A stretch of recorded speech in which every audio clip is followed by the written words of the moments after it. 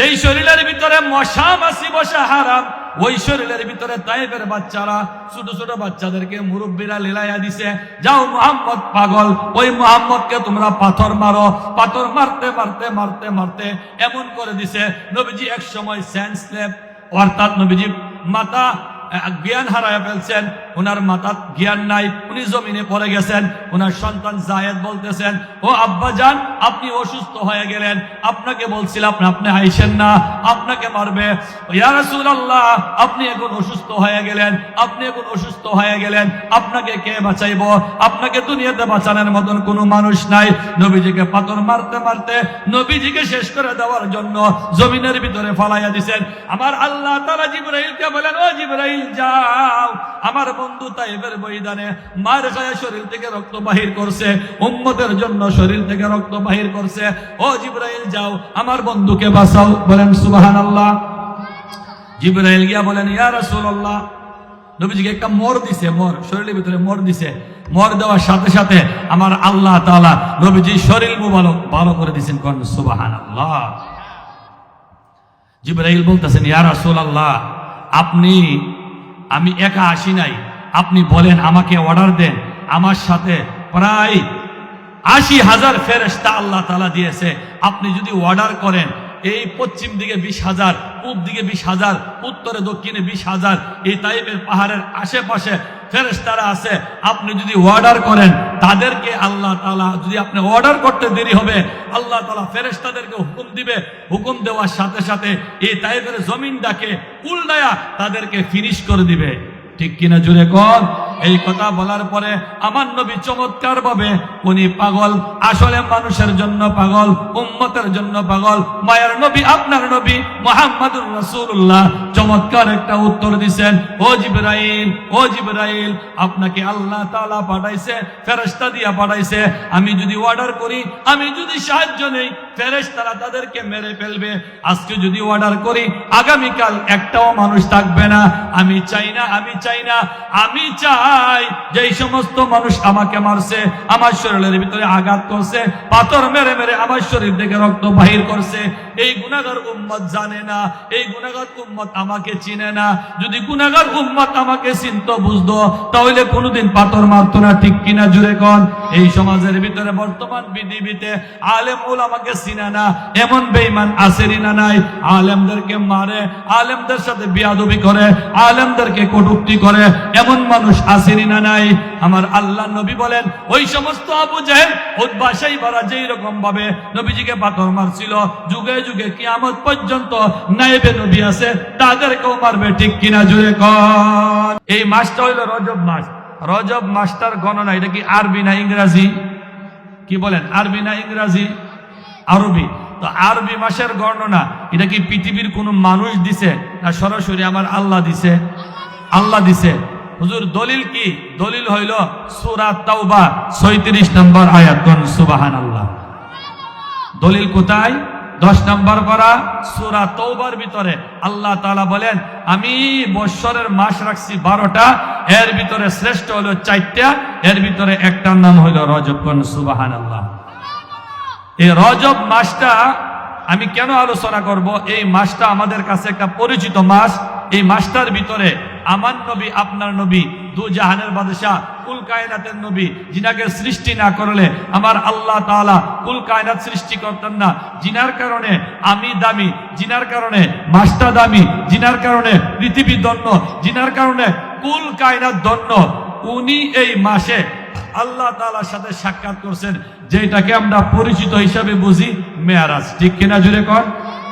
এই মেয়ারাজের রাত্র, এই মেয়ারাজের ঘটনাটা ঘটছে রজব মাসে। কোন মাসে? কোন মাসে? রজব মাসে। রজব মাসের ২৭ তারিখ দিবাগত রাত্রে এই মেয়ারাজের ঘটনা। খেয়াল করেন, রজব মাসে আল্লাহ তাআলার বন্ধুকে আল্লাহ তাআলার সাথে সাক্ষাতের জন্য আল্লাহ তাআলা নিয়ে গেছেন। কোথায় থেকে কোথায়? বলে দুনিয়ার জমিন থেকে ৭ আসমান ভেদ করে, আরশে আজিম ভেদ করে আল্লাহ তাআলার কাছে। কোন সুবহানাল্লাহ। আজকে আমি আপনাদেরকে বলবো, আমার নবীজি যে দুনিয়া থেকে মেয়ারাজও গেছিলেন, মেয়ারাজও যাওয়ার সময় এই পৃথিবীর মানুষের জন্য অনেক সুন্দর সুন্দর মেসেজ দিচ্ছেন, ঠিক কিনা জোরে কোন? অনেক সুন্দর সুন্দর কোরআন হাদিস পড়লে পাওয়া যায়, অনেক সুন্দর সুন্দর ঘটনা আছে যেইগুলি শুনলে মুমিনের ঈমান বাড়ে, ঠিক কিনা জোরে কোন? যেইগুলি শুনলে নাস্তিক বেঈমানরা, যারা দিন বুঝে না, যারা কালিমা গ্রহণ করে না, যারা কোরআন বুঝে না, তারা যদি এই মেরাজের আলোচনা ভালো করে রিচার্জ করে, তারা যদি মেরাজের আলোচনা শুনে আর এটার উপরে ঈমান আনে, আল্লাহ তাআলা বলে এই মেরাজের ঘটনাটাই একটা বেঈমানের জন্য ঈমান আনার জন্য তার জন্য যথেষ্ট। কোন সুবহানাল্লাহ। কেন? পৃথিবীতে লক্ষাধিক নবী আছে, যত নবী আছে কোন নবীকেই আল্লাহ তাআলা মেরাজ সশরীরে করান নাই। খেয়াল করেন, পৃথিবীতে যত নবী আছে কোন নবীকেই আল্লাহ তাআলা সশরীরে মেরাজ করান নাই। যদিও করে থাকেন তারা আধ্যাত্মিক ভাবে অন্যভাবে করছে। একমাত্র আমার নবী, আপনার নবী, কুল কায়নাতের নবী মুহাম্মদুর রাসূলুল্লাহ সাল্লাল্লাহু আলাইহি ওয়াসাল্লাম সশরীরে আর রাতের একটা অংশই অল্প সময়ে এই দুনিয়া পাড়ি দিয়ে, 7 আসমান পাড়ি দিয়ে, সিদরাতুল মুনতাহা পাড়ি দিয়ে আল্লাহর সাথে সাক্ষাৎ করেছেন। কোন সুবহানাল্লাহ। আসুন আমার নবীজিকে আল্লাহ তাআলা কেন, আগে বোঝার চেষ্টা করি, আল্লাহ তাআলা কেন আগে নবীকে মেরাজটা করাইলেন। এই মেরাজটা করার পিছনে কারণ আসেনি না নাই? যে কোনো কাজ করার পিছনে মানুষের একটা ঘটনা থাকে, কাহিনী থাকে, কারণ থাকে। এই মেরাজ সংগঠিত হওয়ার পিছনে মুফাসসিরিনে কেরাম যারা লেখছে, যারা রাইটার, তারা বলেন তিনটা কারণে আমার নবীকে আল্লাহ তাআলা মেরাজ করেছেন। কোন সুবহানাল্লাহ। কই কারণে? 3 কারণে। কই কারণে? 3 কারণে।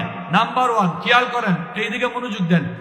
আমার নবী, আপনার নবী মুহাম্মদুর রাসূলুল্লাহ সাল্লাল্লাহু আলাইহি ওয়াসাল্লাম, পৃথিবীতে যত নবী আছে সমস্ত নবীদের নবী, ঠিক কিনা জুড়ে কোন? সমস্ত নবীদের চাইতে উচ্চ মর্যাদা আমার আল্লাহর পরে যার শান আর মান, আমার আল্লাহ তাআলা পৃথিবীর সবার উপরে, আর আমার নবী হইল পৃথিবীর সমস্ত মাখলুকের উপরে।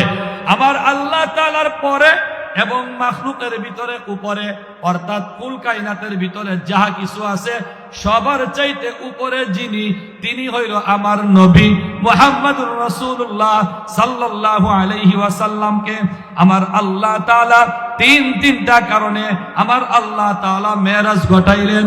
অর্থাৎ আল্লাহর সাথে 7 আসমানের উপরে নবীজিকে আল্লাহ তাআলা দিদার দিলেন। আল্লাহ তাআলা সরাসরি কথা বললেন। 1 নাম্বার কারণ হইল, 3টার ভিতরে 1 নাম্বার কারণ হইল আমার নবী, আপনার নবী ইয়েতিম নবী ছিলেন। আমার নবী কি ছিলেন? এতিম ছিলেন। আমার নবীর দুনিয়াতে আসার আগেই আমার নবীর আব্বাজান দুনিয়াতে ছিলেন না, আসার আগেই আব্বাজান দুনিয়া থেকে বিদায় নিয়ে চলে গেছেন, ঠিক কিনা জোরে কোন?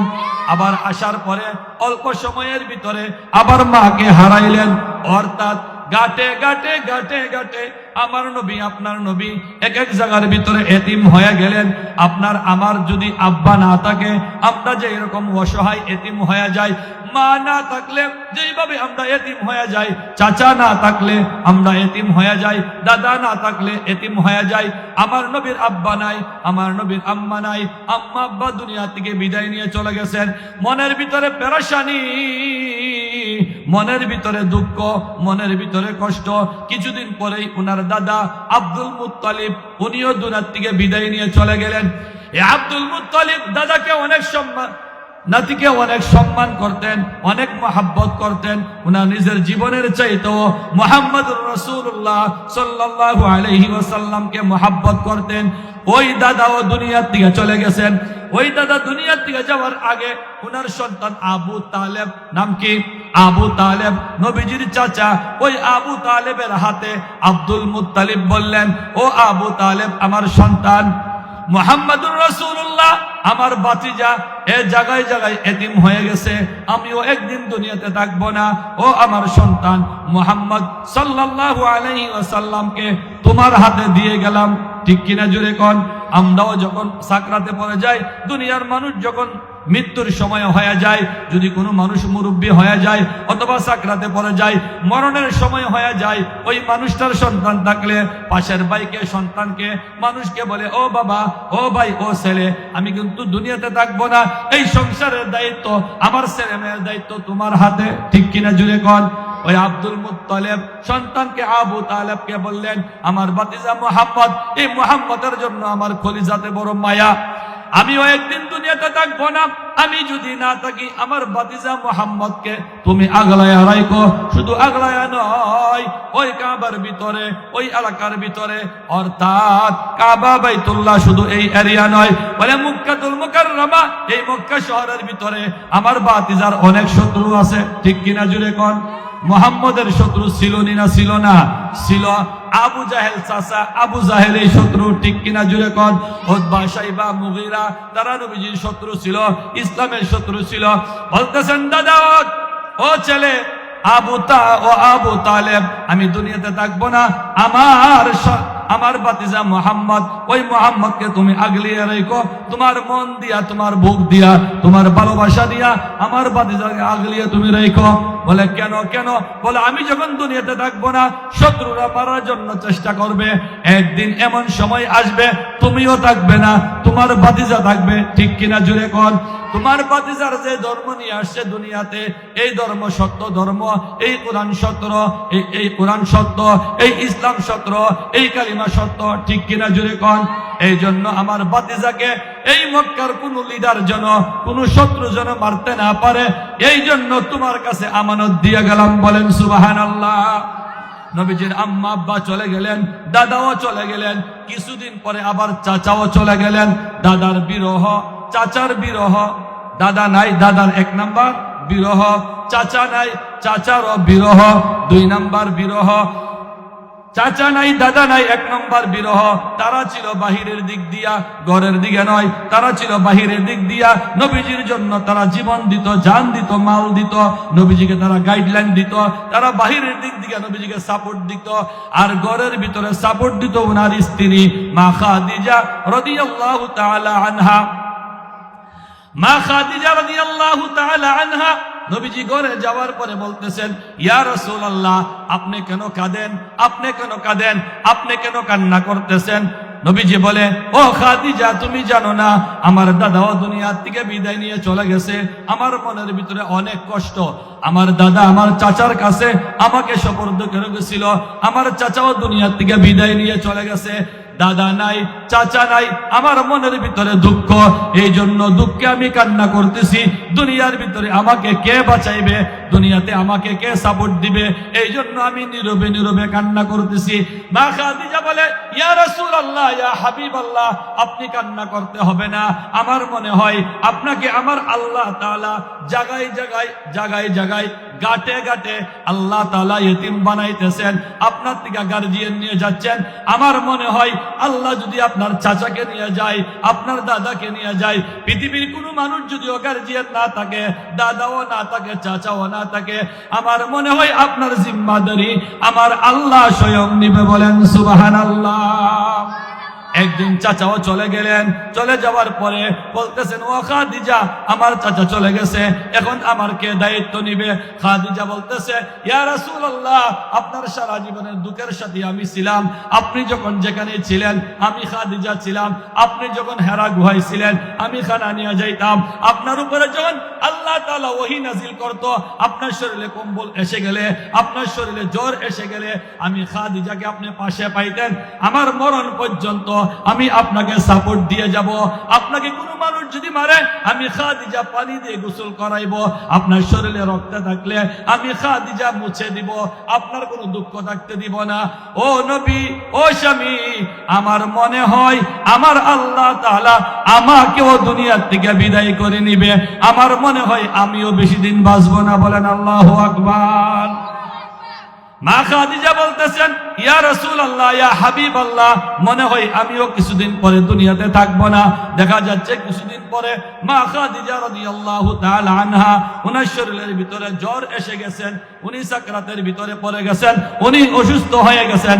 অসুস্থ হওয়ার পরে নবীজি বলতেছেন, ও খাদিজা, তুমি দি অসুস্থ দেখা যায়, তোমার শরীরে কি হয়েছে? বলে, ইয়া রাসূলুল্লাহ, আমি অসুস্থ, আমার জ্বর এসে গেছে, মনে হয় আমি আর বেশি দিন বাঁচবো না, মনে হয় আমিও দুনিয়া থেকে বিদায় নিয়ে চলে যাব, মনে হয় আমাকেও আমার আল্লাহ তাআলা রাখবে না। আপনি টেনশন করবেন না, আপনি টেনশন করবেন না, যদি আমি খাদিজা না থাকি আপনার জন্য আপনার আল্লাহই যথেষ্ট। বলেন সুবহানাল্লাহ। এই জন্য আল্লাহ তাআলা 26 নম্বর পারা বলেন, যালিকা বিআন্নাল্লাহা মাওলাল্লাযীনা আমানু ওয়া আন্নাল কাফিরিনা লা মাওলা লাহুম। দুনিয়ার বান্দা বান্দি, তুমি যদি আল্লাহর সাথে সম্পর্ক করো, তোমার সাথে আল্লাহর সম্পর্ক হয়ে যাইব। তুমি যদি আল্লাহকে পাও, দুনিয়ার সবকিছু তুমি পাইলা। তোমার যদি আল্লাহর সাথে সম্পর্ক না থাকে, তুমি যদি দুনিয়াতে কোনো কিছু পাইলা না। এই জন্য আল্লাহ বলে, আমাকে পাওয়া মানে আমার কুল কায়নাত তোমার হয়ে যাওয়া। বলেন সুবহানাল্লাহ। এই জন্য আমার নবী আল্লাহর হয়ে গেছে। আল্লাহ বলে, ও দোস্ত, আপনার দাদা চলে গেছে, কোনো টেনশন নাই। আপনার চাচা চলে গেছে, আপনার কোনো টেনশন নাই। আপনার স্ত্রী কাছের মহাব্বতের দুর্দিনের সাথী আপনার খাদিজা চলে গেছে, আপনার কোনো টেনশন নাই। আমি আল্লাহ তাআলা আপনাকে বলি নাই, আমি আল্লাহ তাআলা আপনার জিম্মাদার হয়ে গেলাম। 2 নাম্বার গেল। 3 নাম্বার, যখন ওনার স্ত্রী মা খাদিজা দুনিয়ার থেকে ইন্তেকাল করলেন, ওনাকে কাফন দাফন সারা হইল, ওই মা খাদিজা নবীকে বলতেছেন, ইয়া রাসূলুল্লাহ, আমি যখন দুনিয়ার থেকে বিদায় নিয়ে চলে যাইব, আপনার কাছে আমার একটা আবদার, আপনি নিজে আমার জানাজা পড়াইবেন। কোন সুবহানাল্লাহ। 2 নম্বর আবদার হইল, আমি যখন দুনিয়াতে থাকবো না, আপনি কিন্তু নিজে কাফন দাফন করাইয়া কবরের ভিতরে আপনি নিজে শুয়াইবেন। কোন সুবহানাল্লাহ। নবীজি যেই জানাজা পড়াইব, ওই মানুষটার কোনো টেনশন আছে কি বলেন? নবীজি যিনাকে কবরে শুয়াইব, ওই মানুষটার কোনো কবরের টেনশন আছে? মা খাদিজার টেনশন নাই। আল্লাহ নবীজি শুয়াইয়া দিলেন, আল্লাহ তাআলা উনাকে মাফ করে দিলেন, উনি একা হয়ে গেলেন। মা খাদিজার হযরত মুহাম্মদুর রাসূলুল্লাহ সাল্লাল্লাহু আলাইহি ওয়াসাল্লাম, উনার একটা পালক ছেলে ছিল, নাম হইল জায়েদা। নাম কি? জায়েদ। পালক ছেলে। ওই জায়েদকে নিয়ে 59 অথবা 60 কিলোমিটার দূরে তায়েফের ময়দানে চলে গেলেন। কোথায় চলে গেলেন? তায়েফ চলে গেলেন, যেখানের ভিতরে মা হালিমাতুস সাদিয়া রাদিয়াল্লাহু তাআলা আনহা, উনার দুধ নবীজি 6 মাস পান করছিলেন। কয় মাস? মা হালিমাতুস সাদিয়া রাদিয়াল্লাহু তাআলা আনহা, উনি নবীজিকে দুধ পান করাইছিলেন। উনি বলতেছে, আমি চলে যাব তায়েফে, যেখানের ভিতরে আমার আম্মা মা হালিমাতুস সাদিয়া, উনার এলাকা। চলে গেলেন 60 মাইল দূরে ওই তায়েফের জমিনে। চলে যাওয়ার পরে গিয়া বলতেছেন, ও তায়েফবাসীরা, আমি এই এলাকার মানুষ, আমার শরীরের ভিতরে যে রক্ত, এই রক্ত হইল হালিমাতুস সাদিয়ার দুধের রক্ত। আমার শরীরের ভিতরে মা হালিমাতুস সাদিয়ার রক্ত আছে।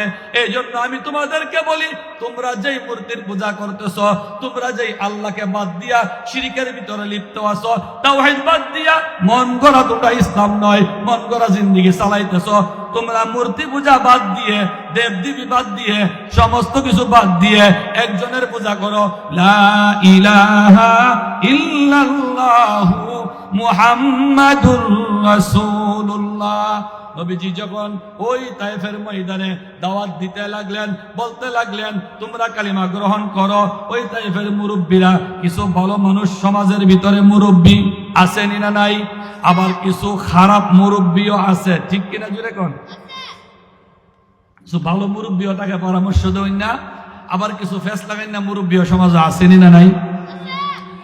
বলতেছেন, যাও ও মুহাম্মদ, তুমি চলে যাও, তোমার দ্বীনের দাওয়াত আমরা একটু পরামর্শ করব, পরামর্শ করে আবার মক্কাতে যাব, মক্কাতে গিয়ে তোমার কালিমা গ্রহণ করার চেষ্টা করব।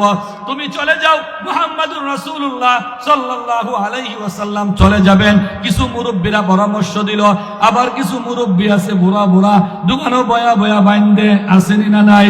কিছু মুরব্বী বলতেছেন, আবু জাহেলকে তাড়াতাড়ি খবর দে। আবু জাহেলকে খবর দেওয়া হইল, তোমার মুহাম্মদ এই এলাকার ভিতরে আসছে।